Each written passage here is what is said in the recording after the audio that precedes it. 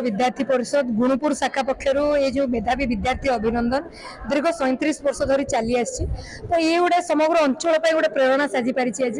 तो अखिल भारतीय विद्यार्थी परिषद ये अनन्य मेधावी विद्यार्थी अभिनंदन कार्यक्रम में पूरा गुणुपुर ब्लॉक गुणुपुर पौराधिकारी पाखापाखि आज 150 ऊर्ध्व विद्यार्थी मैंने उपस्थित थे साथ अभिभावक विद्यार्थी परिषद पूर्वतन कार्यकर्ता वर्तमान कार्यकर्ता शुभेच्छु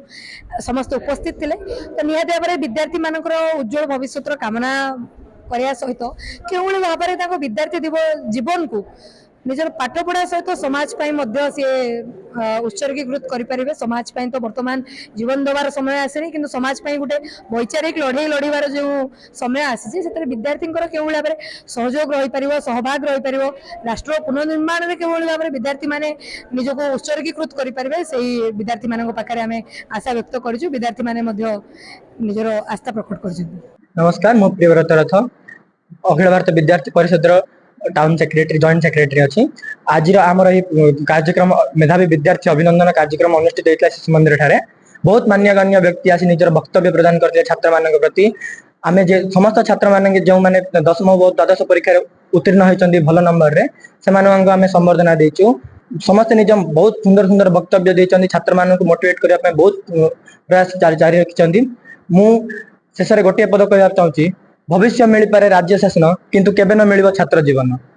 धन्यवाद। परिषद जिला प्रमुख दायित्व रही अखिल भारतीय विद्यार्थी परिषद गुणुपुर नगर तरफ प्रतिवर्ष आमर मेधावी विद्यार्थी अभिनंदन कार्यक्रम सुचारू रूपे परिचालित हो आसुअछि। प्रतिवर्ष एभली छात्र छात्री माने आम अनुष्ठान तरफ पुरस्कृत होउचंती एवं संवर्धित होउचंती अनेक मेधावी माने एवं आमर मुख्य उद्देश्य हैला ए छात्र छात्री माने किपरि राष्ट्रवादी चिंताधारा रे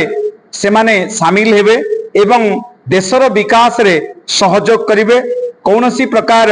जो राज्य स्तर हो बा जिला स्तर हो प्रत्येक क्षेत्र रे किपरि माने उन्नत हेबे सेति पई आमर ए कार्यक्रम जारी रही।